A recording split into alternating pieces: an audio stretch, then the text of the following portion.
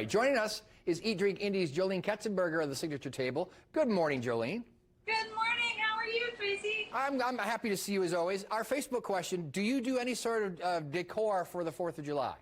You know, I don't, but I have always wished I did. You know, because you see that pretty bunting that people hang like across their fence or across the front of their porch. I've always wanted to do that, but I've never gone to the trouble to do it.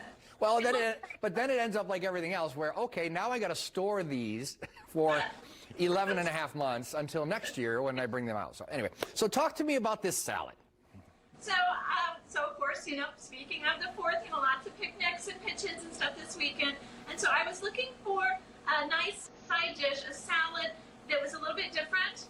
So I wanted a grain salad. So farro is a type of grain, and you can see it here. You know, it's just like wheat berries or maybe like barley, a little bit like that. Ah, okay. And so it makes a wonderful, nice, chewy, has a bit of a nutty flavor. It makes a nice base for a salad.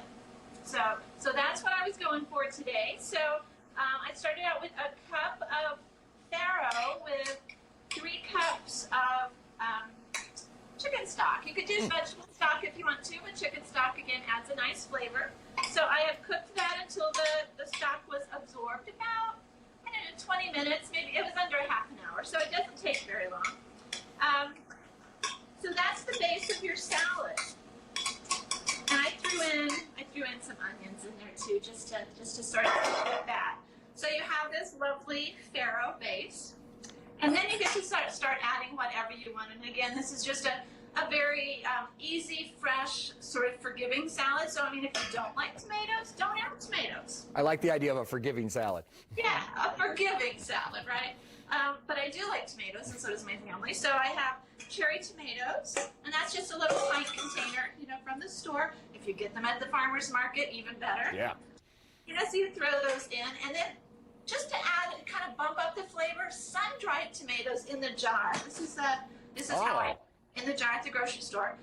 They really add that, you know, that umami that people always talk about. So I have about a 1/4 cup of the sun-dried tomatoes as well, and that really kind of bumps up the flavor, I think. I can't remember how long ago it was, but it seemed like sun-dried tomatoes really had a moment, and it's sort of passed, but man, they're a staple in our refrigerator. They did. They had a moment. It was probably a 90s thing, but, you know, I love them. I have several dishes that I use them, and I also use the oil that's in there. It's very flavorful. That's a good little tip. But then I also like to add fresh cucumbers, you know. So again, you probably start getting them at the farmer's market now, you know. So you just toss those in. I've got a small green pepper, you know, so I just have that in there as well. And so you can see it starts to really have the you know, salad flavors, but with the farro, you get you know, a lot more nutrition and a lot more bite, and it seems more substantial. Well, and it's substantial, but it's also kind of lighter compared to what we usually expect at a 4th of July cookout. Let me tell you, big fan of potato salad here, but also a big fan of the post-potato salad nap, but this is going to be a little lighter.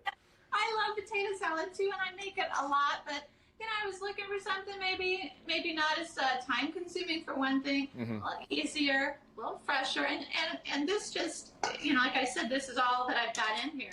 A little bit of red onion because my family likes a lot of onions in their stuff, and it's really pretty too.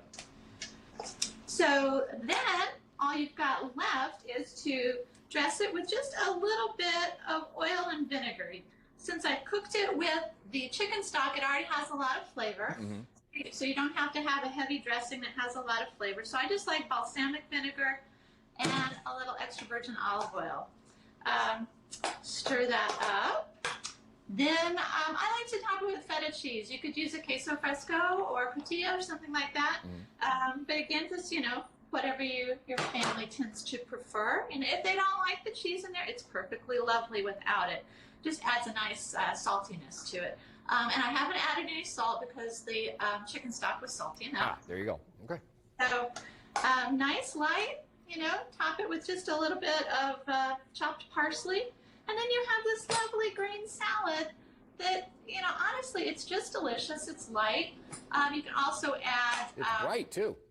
Isn't it pretty? You can also add cooked chicken, and I made it with cooked shrimp before. Just kind of toss that in there if you'd like to make it more of a main dish or an entree. Now, that's awesome. We'll put the recipe on IndieStyle.tv. Quickly, Is it strange for you to go to Goose the Market and order something that is named after you?